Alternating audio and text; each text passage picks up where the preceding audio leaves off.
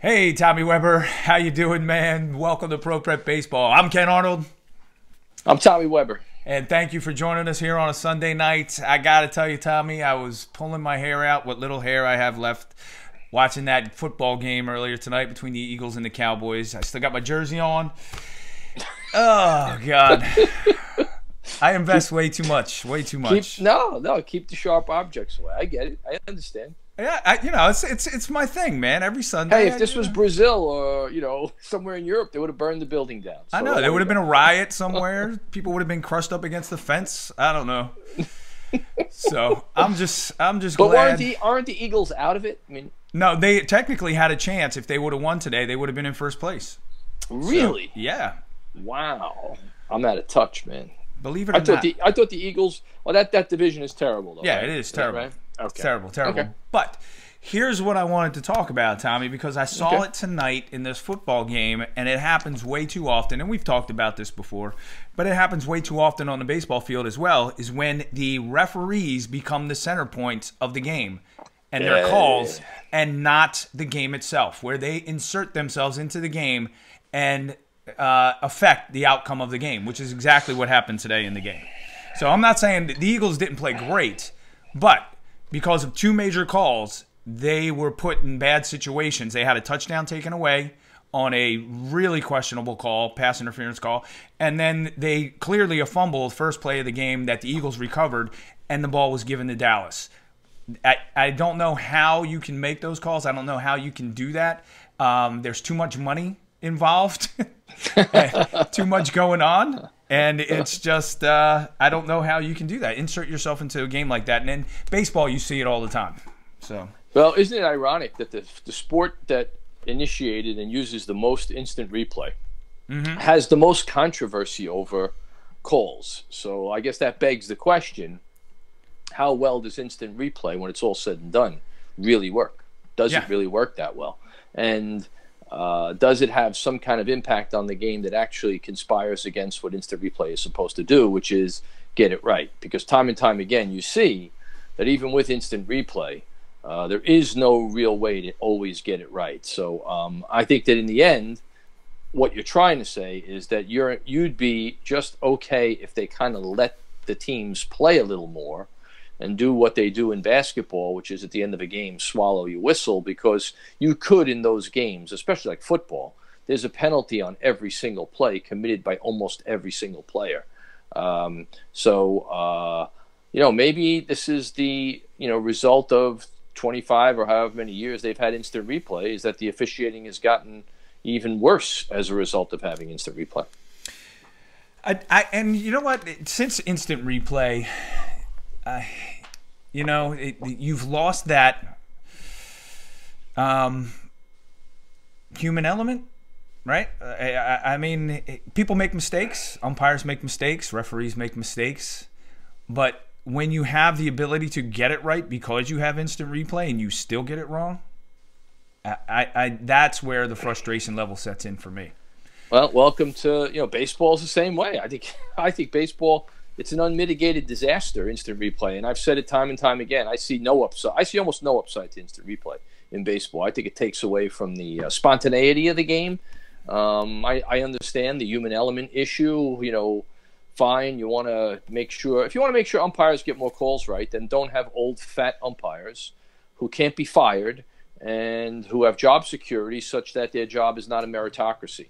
The player's job is a meritocracy. The better players stay around longer and make more money. It's not the case with the umpires. So there's almost a disincentive for umpires to be really, really good, because there's really nothing that happens to them if they're not good. And the umpires aren't very good. They're not. And the instant replay has proven that.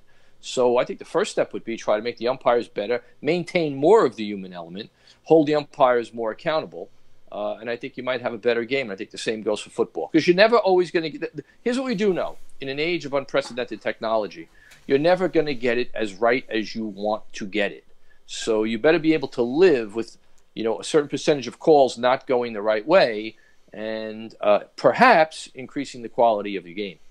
Well, how did it work the first, 145 I keep saying the same thing. 150 years of the game? How did it work? How did we get to this point?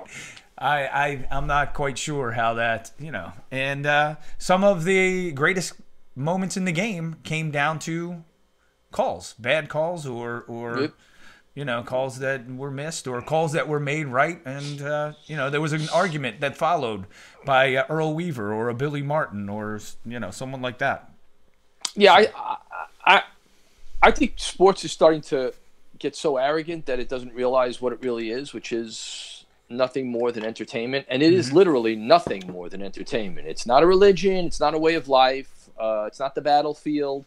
It's the circus. It's the it's the first Olympics. It's the the Roman Colosseum. That's what it is. It's for people to be entertained, and to the extent you start taking away the entertainment value by making it more clinical, I think you run down a really dangerous road. I really do. I agree with that. I'm sharing our feed right now on my regular timeline because I know the people are going to see me with my Eagles jersey on, and they'll come on just to talk about football, which will be ridiculous. That's fine. But whatever. If you want to do that, Stu Plotkin, feel free. Hey, listen. Franco Harris, the Immaculate Reception, is a call that's argued to this day. To this day. Whether or not the ball hit the ground, whether or not the ball hit the one of his own receivers, and at that point in time, I don't think that you could. At that point, I know that you couldn't. Two offensive players couldn't touch the ball consecutively without an intervening defensive player catching the ball. So there was controversy about that for years, for 40 years, however long ago that was. So isn't that what you really want? You want people talking about your game. What you don't want people talking about is your officiating. Yeah. Which is happening right now. Sure. But anyway, Patrick Egan is on. He's a former Wagner College wrestler. I don't know if you remember Patrick. He went to Wagner when I was there. He was a wrestler. And Victor Coco joined us. So thanks for joining, Victor Coco. Victor, how's it going, man? All right. So, Tommy, Christmas is coming. Oh, God. Faster than I'd like. I didn't laugh at Christmas. I laughed at because I know where this is going. Right? Christmas is coming, buddy. Christmas is coming. And all these cool gadgets are all over the place. Okay. Yes, these gifts that you see that increase your launch angle and make you a better hitter, immediately turn you into a home run hitter. All these cool, crazy gifts and gadgets that you see that are out there. Are there any gadgets, Tommy Weber, that you've seen in your time that you've been a coach that really worked or were beneficial to players? Yes. And really helped out? Yes. Okay. Absolutely, man. Absolutely. Okay. Which ones? It's called genetics. That's helpful. Okay. Yes. It's called genetics. The genetic lottery. Winning the genetic lottery is the best gadget you could ever get, and there's no substitute for millions and millions of reps to try to be the best player you possibly can be. There are no secrets. I'm sorry. The answer. Ben Hogan said this a long time ago. The answer's in the dirt. All of these gadgets, all of them, to some degree. Look. We all had gadgets growing up. I had that Johnny Bench batter up, and I put it in cement, and I hit 5 billion balls, and it was great. But at the end of the day, it's not the gadget that's going to help you do anything. It's your commitment to the craft. It's your commitment to swinging the bat 500 times or taking the 500 ground balls. Are there some things that I like? Yeah. I like hitting with the weighted balls because – first of all, the balls don't go everywhere, and you really have to make square contact, and you don't have to focus on mechanics. It gives you instant feedback. I like the weighted balls. You can underhand those weighted balls to your hitters, and you see right away if that ball eggs or it has a spin on it, you haven't hit it square. That's a pretty good – look, most of them are actually pretty good, but none of them do, in and of themselves, what they claim. Yeah. I'm sorry. It's all about you. Yeah, they're not going to turn you from a 200 hitter into a 500 hitter overnight. Immediately. And I also believe, golf is like 30 years ahead of baseball. Golf did this. Golf has been doing the gadget thing for, a million years. And I think all of them, at some point, they serve a purpose in the short term, and then you hit a wall. It reaches a point of diminishing return where you've gotten everything you can get out of that gadget, and now you need to move on to something else because the reality is it's all about how much you're willing to do. Yeah, in my time, the gadgets that have been out, the ones that I like hitting the little tiny golf balls, right? Yeah, Again, I do too. Yes, I like that too. They don't go far. You can control them, and you have to hit them. You have to hit them square to hit them. To hit them.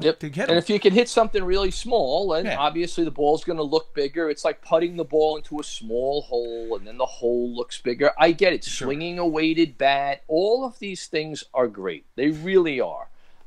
Look, you had weighted balls goes back 50 years. I see these guys on Twitter. They think they invented weighted balls because now they're a different color. The different weights are all different colors. They're in a different package. I did weighted balls back in the 80s. You saw the weighted balls back. This is not new. No. But if they could repackage it and convince you that it's new, then people will buy it because they're selling hope. That's what they're doing.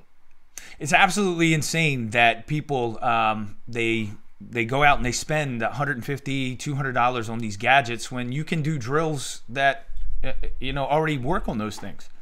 Well, doesn't if you did a little research. Now everybody feels like you have to have this sophisticated weightlifting and training program when, I don't know, if you just ran up and down some steps a million times and did a bunch of push-ups and sit-ups and, I don't know, ran around the block a few times, wouldn't you basically be getting close to the same place anyway?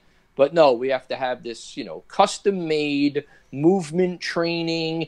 It's the same thing. It's you think that if you have something that's packaged nicely, that it's going to have greater impact on you, and I just don't think it will.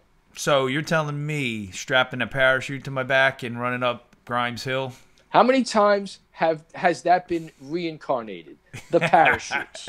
A million times. The parachutes. Yeah. That cycles back every 12 years. It's parachutes again. I remember showing up the first day of workouts in the fall at St. Francis. We had a really good team, and we had a new pitching coach, and he was a moron. Okay, a moron. A guy who I had known for a long time who had it all figured out. Yeah. And rather than kind of easing his way into it, he had the bag filled with footballs. Really? And the parachutes. Footballs and I'm like, always helpful. What are we doing here? And our pitchers hated it, and a couple of guys got hurt, and he tried to reinvent the wheel, and we had a disastrous season. So rather than leaving well enough alone, he felt like he had to introduce the parachutes. I hope one day, like on a windy day, somebody gets video of a kid flying away with the parachute on his back.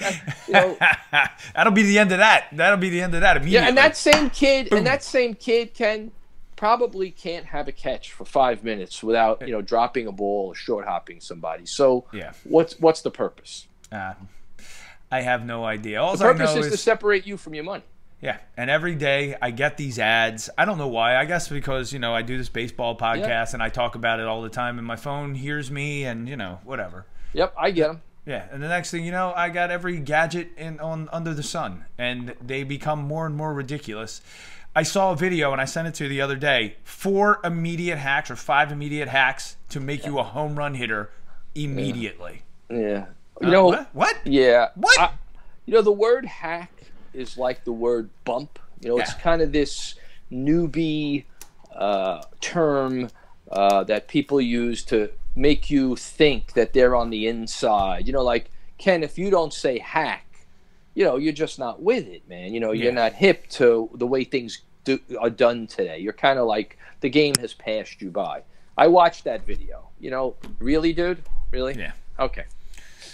He's classic at coming up with hacks, that kid. I don't even know what level he's played at. I don't think he's played beyond college. And who cares? Yeah, community who cares? College. Yeah, I don't know. I see pro guys, shilling for this stuff all the time. Exactly. So, well, when I was there in the early '90s, Sid Thrift came in and felt like he reinvented the game.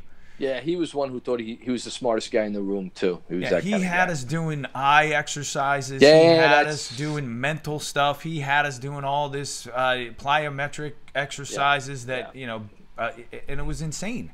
People were getting hurt, and did we go out and crush people on the field? No. Right. The eye thing is another one that has been around for 50 years. I mean, that has been around that recycles now. That's big in college now. Yeah. You know, the eye test, the lights, and and at the end of the day, the result is a couple of guys hit 360. You know, a couple of guys hit 300, and then a couple of guys hit 280. It's the same mix and disbursement. I don't really understand why people don't use results as the barometer for something's effectiveness. You know, you mean results like wins, yeah, or yeah. RBIs, like better or runs. Yes, yeah, like those yes. results. You mean results like that? Like, show me the guy who wasn't fast, that worked with some trainer that got fast. Yeah. I want to see that. I mean, I'm in the game my whole life. I've yet to see that guy, but I see a lot of claims made that if you engage in a particular workout protocol, you're going to increase your speed. I haven't seen that guy yet.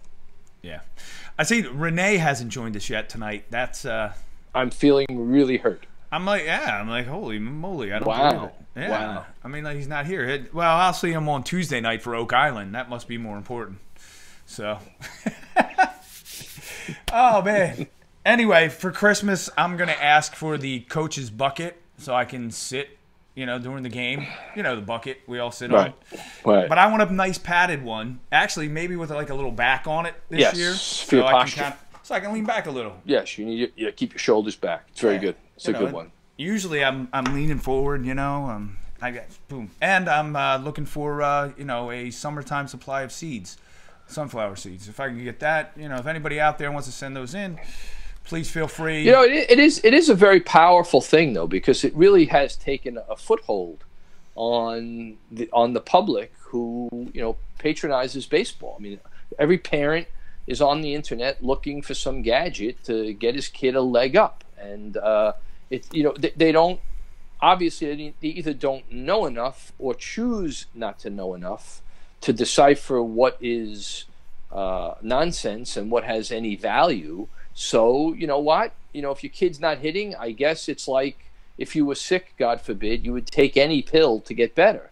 And it's really a powerful psychological ploy that has been perpetrated on the buying public.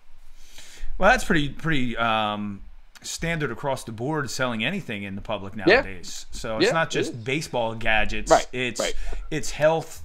It's beauty. Beauty, things for your sexual prowess. Well, how many times do I get those? Hold on. I do not. I want to be on the record. Hold on. Okay. What are you talking about? I've tried them all, Tommy. I've tried them all. They don't work. I'm just saying they don't work. Not one of them. Oh, God. God darn it. That's great. I've been taking all of them.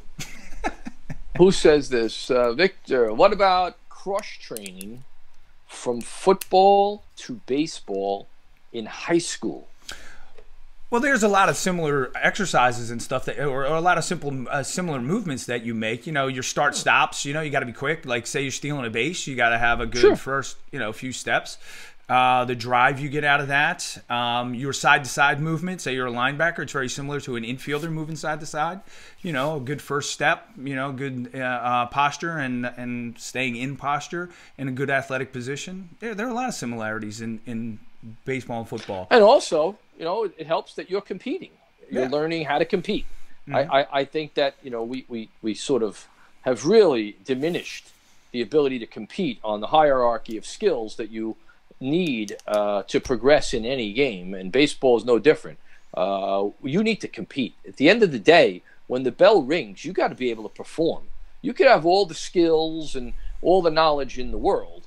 When the chaos ensues, man, you got to be able to do something.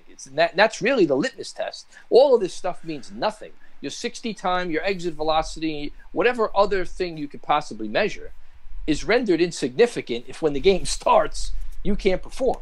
Yeah. So I think that football's, playing sports, all sports, certainly invest and inform your competitiveness. And you have to execute under pressure. Yeah. That's the key. And some guys can't. Some guys are fantastic when there's no pressure on. They go out there and they dominate. And then all of a sudden, when it's the ninth inning and, a play has to be made, a pitch has to be made, or you need a big hit, they can't do it. They can't do it. weigh in on this. That's why I said to a good friend of mine today, I don't believe in trying to replicate game situations because you can't. It's not a game. No matter what you do, the player knows it's not a game. There is no way to create an environment which in any way is analogous to a game. That's why practice is sacrosanct. Practice is sacred. You should treat it for what it is. It's a way to prepare you. And then the game is the game. You've got to forget what you learned in practice and now be ready for anything and ready to respond to whatever might take place. I totally agree with that. You know, and you hear all the time, you know, you practice like you play like you practice. And yeah, but guess what? You know, you can practice your ass off and try as hard as you can in practice, but it does not equate to what happens when you're actually out there. No matter what. No. But, you know, do I want to see my guys going out there practicing hard and taking it serious? Yeah, of course I do. But do I want to see, I expect that to be an actual game? No. It's not. It's different. It's night and day. I had a guy in the Cape he was a double-A manager, believe it or not. He wanted before the game in BP to put a machine out there that was throwing 95 miles an hour. And I was like, well, because that's what they're going to face in the game. I said, yeah, but that's really not what they're going to face. They're going to be facing a pitcher who's trying to locate, who's trying to get ahead.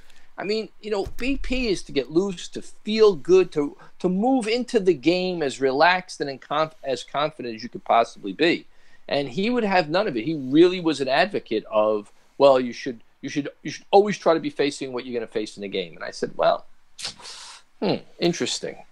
I hated hitting off a machine. Oh, God. I wanted to see, you know, and even if it was just a BP guy throwing 70 miles an hour, 75, you know, that's what I wanted to see. It helped me with my timing. It, you know, it honed me in. It got me locked into what I wanted to try and do during the game.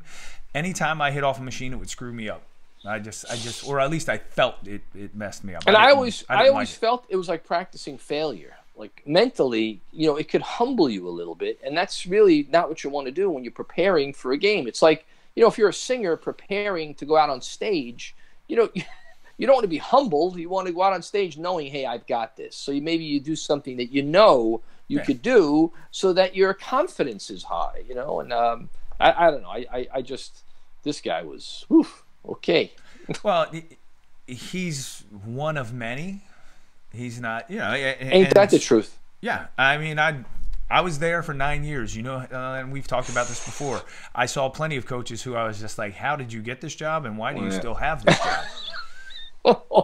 Wow. Well, those guys are still around. Yeah, I know. There were plenty of them, and there are more that come along every time. And guess what? They want to reinvent the wheel over and over and over again. And you're not going to. You're not going to. 90 feet is 90 feet. 60 feet is 6 inches. Is 17 inches across is the plate. It hasn't changed. It's not going to change. Nope. So I don't understand. All right, Victor asked a question of Tommy Weber. What was your favorite baseball position for coaching? To coach. Well, I mean, I was an infielder, and I always gravitated towards the infield and hitting and players as opposed to pitchers. I separate the team into two categories: players and pitchers. Pitchers are not players. Pitchers are a completely different animal. Literally, pitchers are not playing baseball. They are pitchers. And pitchers are like kickers. They're not really football players. They're kind of kickers. But what I really enjoyed most was I love being a bench coach. I really do. I think that's where I'm best suited to sort of have an overall say in where the game goes and comment on everything as it happens. I think I'm a pretty good observer. I have good powers of observation, and I'm a good communicator. So I really enjoyed sort of being able to weigh in on everything and being like a right-hand man to the manager and have his ear during the ball game and conduct a conversation with him and my players. I must say this: if I had one position to coach, though, I have always been fascinated with catching. I just love the art of catching. I think, you know, it's the most underrated position. I could make an argument for it being the most important position. And I've just always been enthralled and have studied how difficult and how skill laden that position really is. So I hope that answers your question. So catchers, and you don't get many of them at the youth level anymore, or kids who actually want to play, be in that position. And it is by far one of the most important positions on the field, and will get you probably further than any other position in the game. Coming from the United States as a player, we had 5. When I was in 2014, I was with the Mets in Brooklyn. We had 5 catchers. None of them spoke English, and none of them was any good. It was amazing how in the Cape for 3 years, I say it every year, there just are no catchers. Nobody catches anymore. And it's the only position where nobody says you're too small or you're too slow. If you could catch, you're valuable. Yeah. Whether it's high school, college, whatever it is, a guy who's a mediocre left fielder, he'll get pushed out by the next guy. If you're a mediocre hitter, but you can catch, you're in every day. You're playing every day. You're never out of the lineup. Mm-hmm. Yep. And, they always have, 2 catchers on the team? Possibly a third. At least. That's right. So catching is, as far as coaching is concerned, I'll go back to Victor asked you what your favorite position was. As far as the coach was concerned, and what I like to coach, I love coaching third base. I feel like I have a lot of control over there. My Sundays with Tommy tonight is a third base coaching tutorial. Is it? Very nice. Yes, because I can't take what I see from third base coaches anymore. I can't take it. It's ridiculous. It's ridiculous. My God, how bad are they? How bad? And I'm not talking about, being a third base coach who it tries to micromanage a game either. Right. I'm just making decisions on the fly. Absolutely. With the guys. There's an art. It's an art form. It's a very valuable skill. You need to develop skill and have experience to be a good third base coach. You need to know where to position yourself. Oh my God! You need to know your players. You need to know the other team's players. You need to. It's a critical position that could cost you ball games. Yes, and I feel that as I get older, that's the spot that I like to be in. So I even like to be at first base, even though people say it's just the guy who catches gets the gear. No, it's an important position too. Yeah. But you'd be great at third because third base coach has to be you're involved in every pitch. Right. Every pitch. You're watching. You see more as a third base coach than any other coach on the field, including the manager. Well, you know where else I felt like that, and I think you'll agree with me, was when I was standing at shortstop. Absolutely, the same way. Same thing. I felt I had to know what everything was happening around me. Right. And what the other team's players were doing and what my players were doing, as well as the guys who were on base running. I had to know what they were as well. So, no doubt. I think it was a natural progression for me to do that, go from playing the middle infield, shortstop mainly, and then being a third base coach, because you have to have the same skill set as far as being aware of what's going on.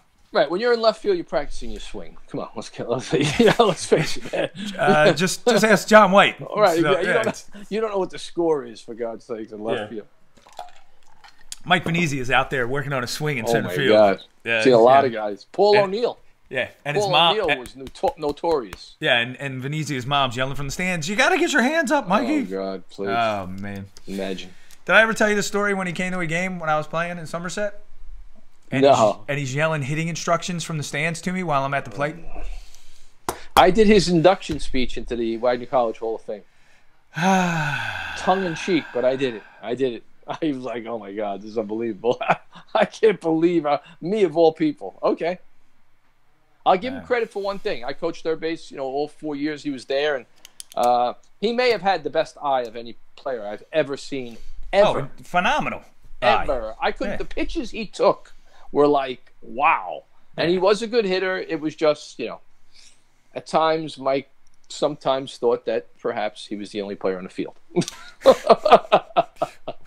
Which is okay, which is fine. It's all good now. It wasn't so much at the time. Well, speaking of the Wagner Hall of Fame, Tommy Weber, I'm just going to say this, and I don't know if we ever talked about this. I will never be in the Wagner Hall of Fame. Why not? What do you mean, why not? Why not? As long as Walt Hamline is there, I will never be. Join the club. right? Join the club. No, seriously. The day I told him I wasn't playing football, you would have thought I murdered somebody. Yeah, well. So, and he still holds that against me because he wouldn't talk to me for all 4 years I was there. You know that, right? He would not talk to me at all. So, but anyway, as long as he's around, not getting into the whole thing. Yeah, that's a topic better left for me to say nothing. Yeah. That's good.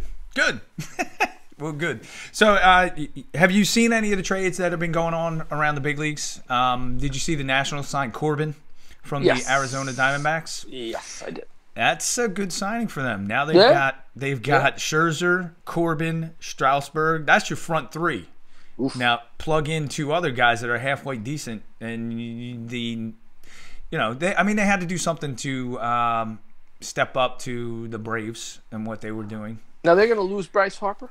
Probably, yeah. He's going to go somewhere else. Whether it's Boston, the Yankees, wherever, Cleveland, whoever throws the most money at him, Philadelphia, whoever it is.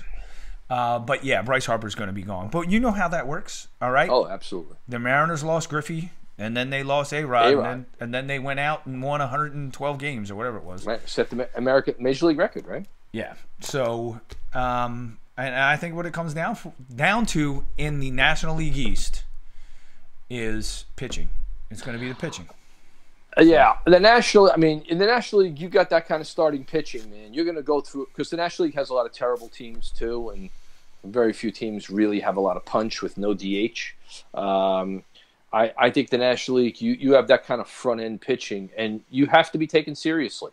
Even a team like the Mets, who are terrible, they have enough frontline pitching if it stays healthy that they're just not. They shouldn't anyway go on a lot of long losing streaks, so they could almost stay buoyant, and if they get a little push, they could actually be a threat to make the playoffs. Yeah, make a trade at the trade deadline and get a bat or something. Right, rent a guy at the trade deadline. Mm-hmm. But that's a lot to ask because they're obviously they don't have a whole lot else. The Cano trade is, I guess it's a good trade if Cano plays like a younger Cano. But if he plays like a 36 going on 37-year-old Cano, that could be an expensive move for a guy who's got 3 more years or whatever on that contract. You're going to be paying him when he's 39 years old. There just haven't been a lot of good, viable 39-year-old second baseman in the National League where there's no DH. Yeah, no, he's not Julio Franco, who's going to be playing until 50 in the American League as a DH and at first base. All right, or David Ortiz, who was able to stay. These are DHs. They're not players. Again, I never considered DH a player. You're a DH. You don't play the field. You're not a player. Dan Ford joined. Hey, Dan Ford. Good to see you, man. Dan Ford. Is he feeling better? Danny had the flu. He had the flu. He certainly did. I didn't see that. Yep. I got the word. A little soft. Didn't answer the bell all week, but it's all right. Sometimes it's all right. No, I know. They don't make them like they used to. All right, so Brian O'Neill threw a question out to us. Hey, Brian, thanks for joining. Do you think Cano will be a bad influence on the young guys in the clubhouse? I don't think so. He's a veteran player.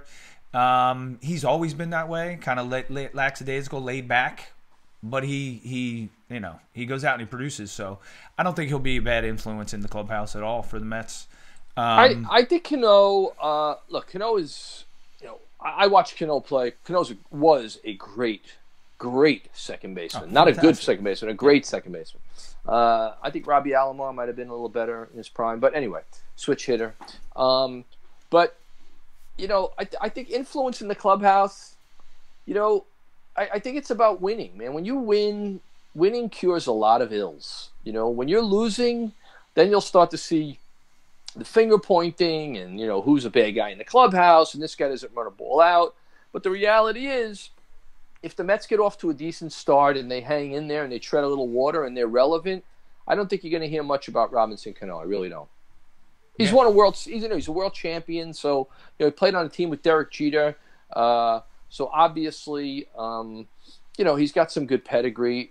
Is it a perfect circumstance? Does it have the potential of blowing up? It certainly does. You just never know. I mean, he is a year removed from a PED suspension, which is not a great sign. And somebody I heard said something pretty, salient. If a guy gets found out for doing PEDs, he's been doing them forever. And that's a presumption that you can't fault someone for having. So what's the impact going to be of him not doing the PEDs anymore and being a year older and not having the DH to lean on? It's going to be interesting. Yeah, and also, did Cano ever have to be a real leader anyway on any team he's ever been on? No. If you think of it, no. He had Jeter. Jeter was the guy. And then he went to Siberia. Yeah. And then, Seattle. Yeah, Seattle is Siberia. And also, now he's with the Mets. I don't think it's a bad move for the Mets because what the Mets can do, if things aren't going their way and they're not in a playoff run, they can trade him. Yeah, the problem is the money. Money. He's an expensive guy. But somebody, if they're this close and they need a bat, they need a good veteran bat, I think they'll give up a little bit. They'll give up a little bit. That's why I think the Mets, when you're in a situation like the Mets are, I think how you start is really important. Mm-hmm. I really do. I don't think you can't do what you did last year where you were irrelevant by the middle of May, for God's sakes. They're in the division that is conducive to whoever gets a hot start will win that division or be in it. So, but it would be hard. You'd be hard pressed to make a case for them having the horses. Yeah. That they can get off to a start that's going to get them ahead in the division by enough. Those other teams on paper are superior to the Mets. Now that doesn't mean anything once the season starts, but right now you'd be hard pressed to say that the Mets look like they can get off to a really hot start in that division, but you never know.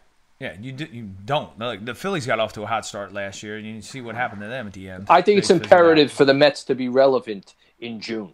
Mm-hmm. I really do. Because if they're not, nobody's going to want Cano. If Cano's hitting 240 or 260 or whatever and has 8 home runs, it's going to be very hard to unload him. And then you've basically saddled yourself to him for 3 years. Yeah. Yeah. What was the total contract for him anyway? They picked up what? 60 something million, right? 3 years, 22 I was million. Say that $22 million a year. It's crazy. Whoa. Yeah, really? It's a lot of money. That is a lot of money. So, and his influence in the college. Do you really need to be influenced when you're getting that amount of money? Well, maybe that's what I think that's what O'Neill is referring to, though. That's the issue, is that he is getting that kind of money, and what does that do? But we'll see.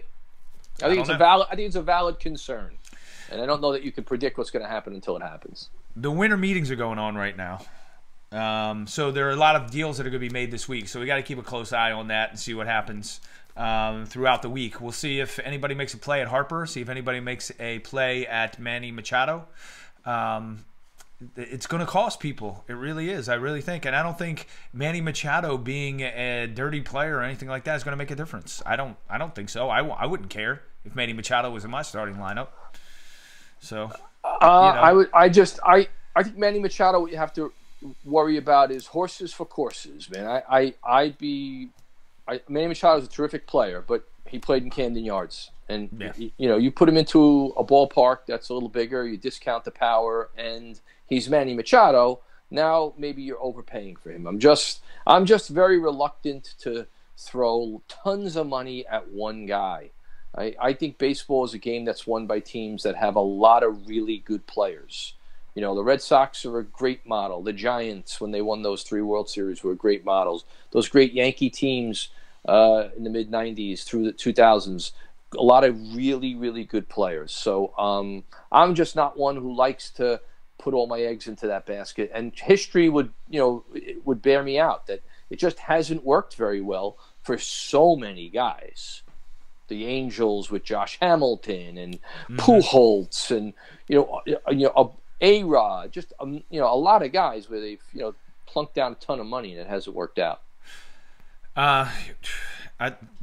The Phillies in the mid aughts, 2007, 2006, 2007, 2008 through 2010-11, they had that type of a team where all the players were pretty decent players. Of course they had Ryan Howard and Chase Utley, Cole Hamels, but they also had great role players like Shane Victorino. Yep. And Pat Burrell out in left field. And those guys stepped up, and Chooch Ruiz behind the plate. He was fantastic for us for that amount of time. And then you had guys who stepped up and filled in and did a great job, like Matt Stairs coming off the bench. What a big bat for the Phillies in 2008, right? Especially against the Dodgers, right? And you had Jimmy Rollins. Yes, and of course Jimmy Rollins. So that's a pretty good starting infield right there. Wow. You go around that infield, Ryan Howard, Chase Utley, Jimmy Rollins, and the guy they gave the most money to was the least value, Ryan Howard. Yeah. That was another ridiculous deal you gave the guy who, you felt like you couldn't afford to lose him. Yeah. And I think if I were a GM, once I felt that, I would hope that I could lose the guy. Because I think I think when you're afraid to lose him is when you should let him go. Yeah. I think we kept Ryan Howard a year, 2 years too long, to be honest. Mets fans have to hope for new ownership for any kind of future success. That's from Joseph Russo jumped on. And Brian O'Neill said Harper and Machado are hoping for that one stupid owner. Well, fortunately, there are plenty of stupid owners. I still love the Mets because they're still in play for me to go to work for them. So I can't say anything bad about the Mets. I love them. I love the Mets. Love the Wilpons. I love them. They're so awesome. They're so great. You looking for that Binghamton Met job up in AA? I'll take Brooklyn. Thank you very much. Brooklyn Mets? Sweet. I'll take it. Yeah, right down the street. All right, that's right. You can live at home? Absolutely. We'll see. That'd be great. I'm still looking for that Annapolis, rec job. No, you got to go. You got to go work for the Naval Academy. Yeah, no thanks. I'll pass. Get those federal benefits. Nice. Actually, we will start our workouts at the Naval Academy coming up January. First weekend in January, we'll be over there working out. Beautiful. That's a beautiful place. Yeah, we'll be doing their indoor facility, which is right there along the third baseline. I don't know if you ever saw that building. You've been down here, right? You've been at the Naval Academy. Yep. Terwilliger Stadium. Wayne Terwilliger. Yep. It's nice. It's a nice little place. They do have AstroTurf, though. It's not real grass. Tell Joe Russo I saw Jack Hallaby today. You saw Jack Hallaby? Where'd you see Jack Hallaby? I saw Jack Hallaby at Croce's house. It's his kid's first birthday. And Jack Hallaby was there? Jack Hallaby was there. Captain Jack Hallaby, FDNY. Joe Russo's a lieutenant on the fire department. Very nice. Very nice. Jack Hallaby was one of the first people I met at Wagner College. I know that. He lived right next door to me my freshman year. Him and Steve Loesch were roommates. And me and John Donovan, better known as Roommate, because that was his name. He liked it. He wanted everybody to call him Roommate. I don't know why. I wanted to call him John, but he was like, "No, Roommate. Call me Roommate." I was like, "All right, fair enough, Roommate." Was Jack Hallaby may have been at the ground round the night that he was, and he was right in the middle of it. He was in the middle of it. So was Steve Loesch. Yeah, of course. What a night that was our Copacabana. Yes. Basically, that could have really ended it all for all of us. When you really think back, that was it could have been bad. Brouhaha. It could have been. I, as always, tried to be the peacemaker. Yes. Not really. I instigated the whole thing, but it was great. All right. You never instigated a thing, Weber. Ever. Never. Not one time. I'm a lover, not a fighter. Yeah, exactly. Just like, let's see, Jack Scholes never instigated anything. Brent Harvey never instigated anything. Oh, my God. Steve Loesch. Yeah, never instigated anything, right? No, none of those guys ever instigated a thing. Not at all.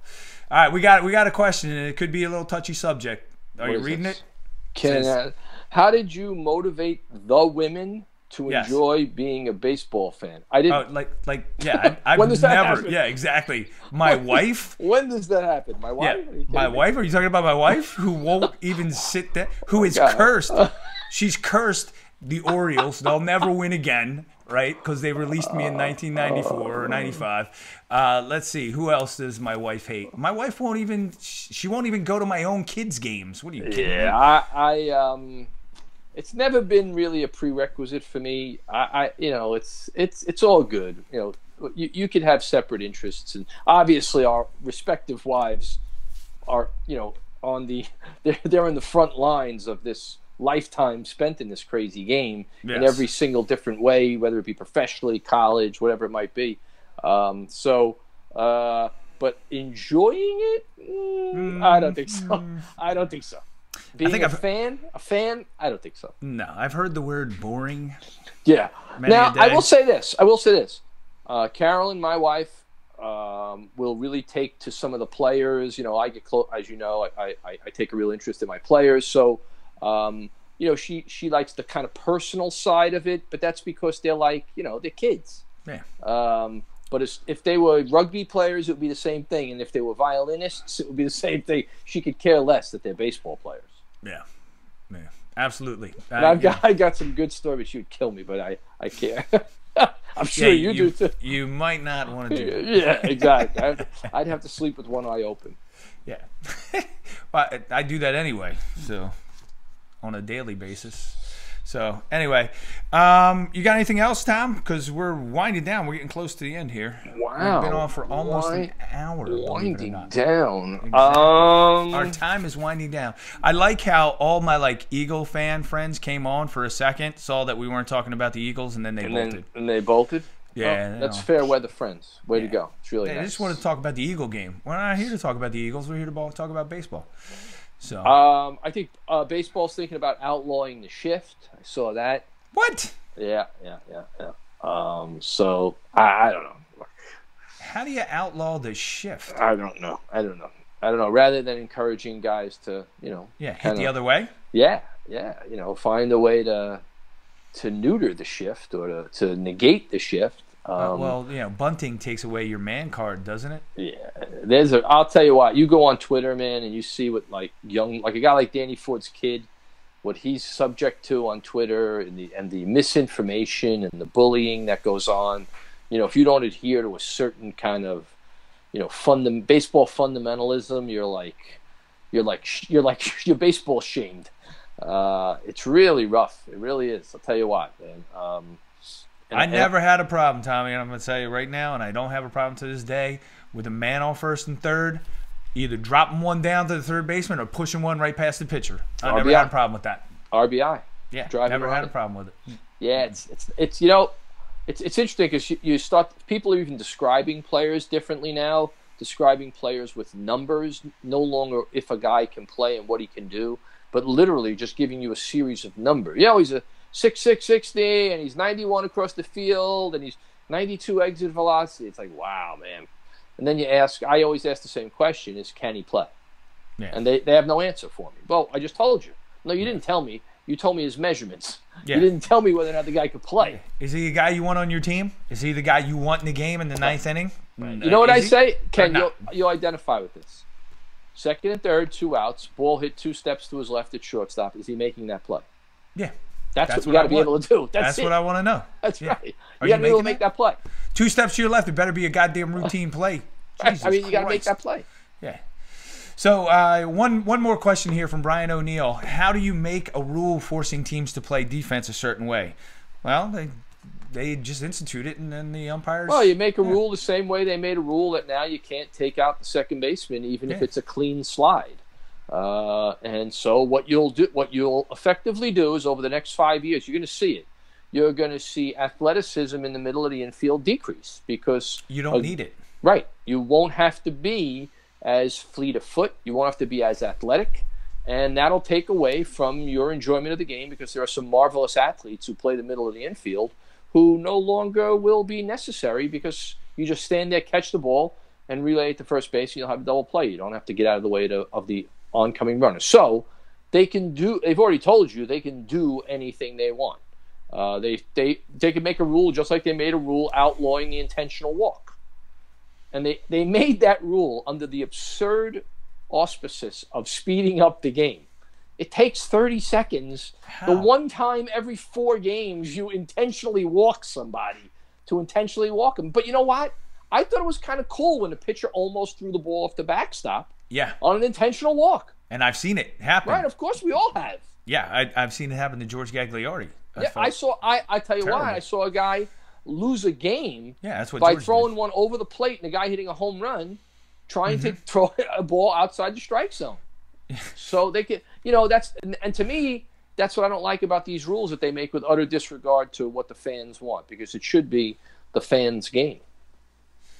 I don't know. Well, anyway, yeah, they can institute a rule and they can shove it down our throats just like they shoved those other rules down our throats. Don't be surprised. No. Don't be surprised if in our lifetime you see in extra innings a runner put on second base and one out. No, that's going to happen. Yeah. That's going to happen to speed up the game. Yeah, again, absolutely. And I think it's ridiculous. I hate that rule, and I agree. I hated it when I saw it in the international game, and I hate it in the minor league game now because they do that now. I believe they do it in the minor leagues. They throw a guy out there and I think they do. I think they do. They do. And Brian O'Neill was talking about the trick strikeout. And yeah, remember that? Tony Pena was not the first guy who did that. Yeah. That happened in 1972 in the World Series, and the guy they did it against was Johnny Bench. They stood up. I think it was Gene Tennis was the catcher. He sat back down, and Bench took strike 3 right down the pipe. Yep. And Gene Tennis was a good catcher too in his day. He was. He had 4 home runs in that World Series. Got the MVP.